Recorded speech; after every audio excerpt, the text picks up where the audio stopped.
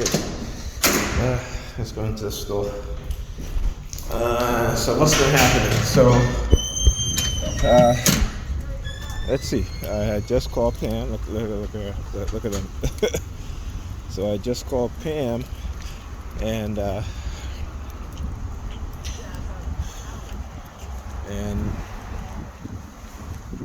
afterwards she didn't answer the phone, but yeah, police siren, right? Look at these two. Look. And she stopped in her hair as she come across the street, and they were just there waiting for me, waiting, man. Let me tell you, yeah, the police, the sirens, okay. And so this is what's happening. So I got like I said, I received that call. I spoke to Pam earlier. She's like, oh, I'm going out with my coworker, what have you. So I called the kids around 8:30, as I normally do. As I called her first, because again, they see the police the lights look all the way down there on the next block. All right. So she didn't answer. So I said, okay, there they go again, all the way down there. Right? Trust me, I'm not going to her house. Okay? Like I said, I don't care who the hell she's dating. I just don't, I'm not gonna let her use me to be at her house watching the kids while she out on dates with, with male friends or whoever it is that she's talking to. Have me at home playing house. It's not gonna happen. Right? And they try to create that scenario in that situation, and I was like, nope, no thank you. So there you go. So she didn't answer, what have you. Anyway, I spoke to the kids, and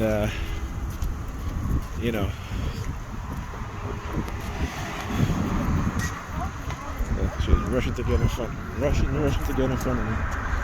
Here.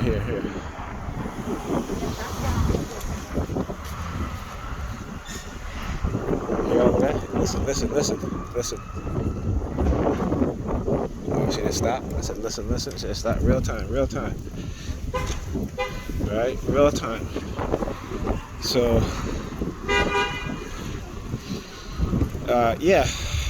this is how they target me. Right? Real time, man. And as soon as I'm like, listen, you can hear it, right? And they stop immediately.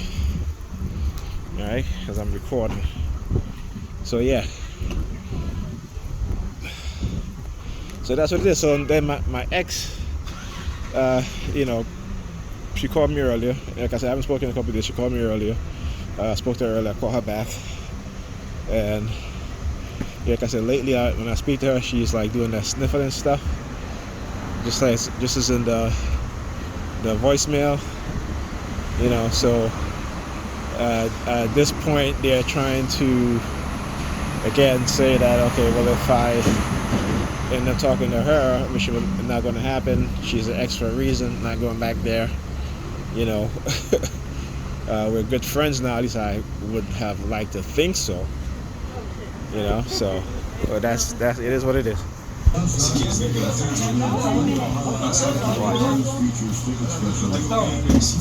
kind of like the parade, that interracial shit. Look at these two dudes. You looking at the white one. Say the don't way. He stick his finger in his nose.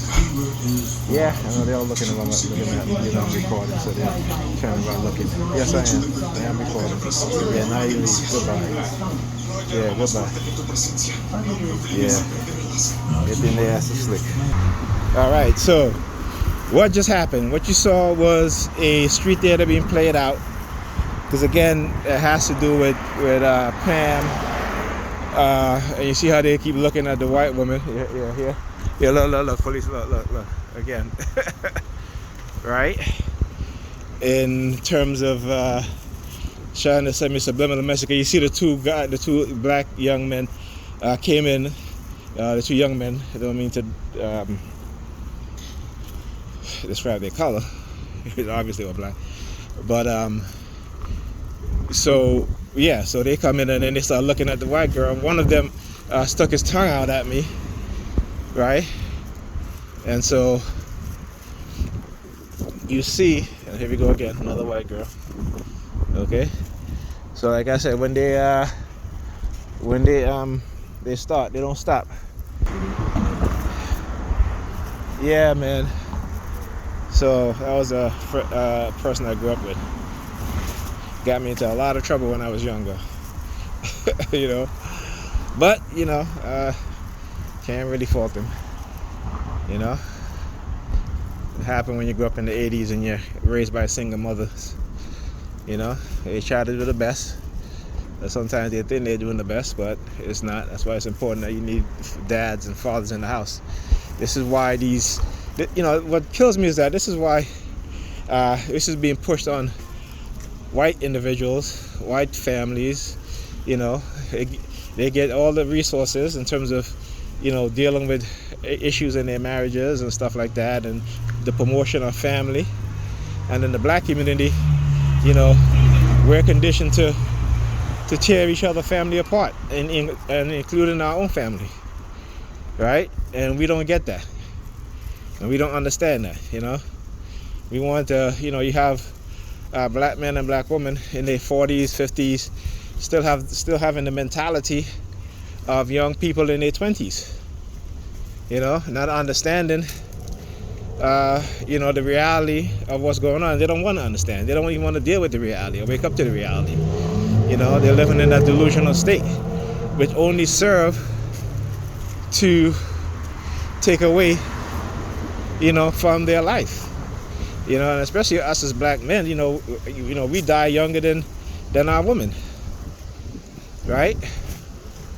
So while we're chasing temporary things, we're not breaking the generational curse and negative conditioning that we've been conditioned as a people. All right, this is one of the purpose of being a target individual, is that they keep you away from the general public, because they don't want you to influence the thinking of. He just grabbed his crotch walking up there, and he pointed at the truck there, the red color truck. Guy walking in front, he's doing it again. You can see his hands go all the way down to his pants. Yeah. See, they're not going to do it. They're not going to do it blatantly now. So yeah. So they'll do it as they're walking away, but you can see his hands go all the way down. But yeah. So yeah, this is what's been going on, and it's a shame, because our women are the most vulnerable in terms of the psychological conditioning and where the breakup of families is, because again, 80% of divorce in black marriages are ended by black women. And then you gotta look at the reason why, and the majority of that reason why is not simply because of infidelity, it's because of finances, right? Because a lot of black women who get educated within a marriage, as they educated, when they get educated, they leave that marriage because they think that they can do better, right? And that's the truth. Okay, and that is the reality. The reality is that in black people marriages, is the women that file for divorce, right? And again, you may say it's infidelity, but the reality that is not. The reality is financial. The reality is that the majority of them believe that they can do better once they get that degree. It's the situation. Same thing with me and Pam. I mean, I helped her to school in whatever way I can, and then she got her degree, and she felt that she was better than me. But we do it to ourselves, and we don't want to learn these lessons. This is why we're so divided as a community, and we're so divided as a people. All right, and we can't figure it out. Why can't we figure it out? Every other group of people know how to figure it out, except for us and the Native Americans, right? Because they have been systematically deprived, oppressed, just like us, murdered, killed, tortured in many ways. Okay? So, again, what are we doing? We feel like if we driving nice cars and, what have you, that we somehow made it, right? No, you haven't made it. What you've done is you've settled for a life of complacency, of comfort, instead of for a life of betterment, right? Where you don't have to be complacent, where you can live instead of survive, right? And so this is what we have to change. We have to be able to live just like others are living. They're not, the majority are living. Us, the majority, are surviving and are barely even making it, right? So that's our reality. Okay, so as a TI, they as in India, like I said, I did a podcast about India and the caste system. In America, you also have a caste system, right? You have the same thing, except that some people may be able to move up, right? But there's too few to even make a dent to say, and those too few who do make it, they don't even turn around and help the black community. Tangibly, buying up real estate, owning apartment buildings, right? You know what I'm saying? So we're at I see the police vehicles again going on there. A lot of police today. A lot of police. So that fact, it is what it is. Well, we can't see it. We can't see it. We're too conditioned. We're too brain dead, and that's the truth.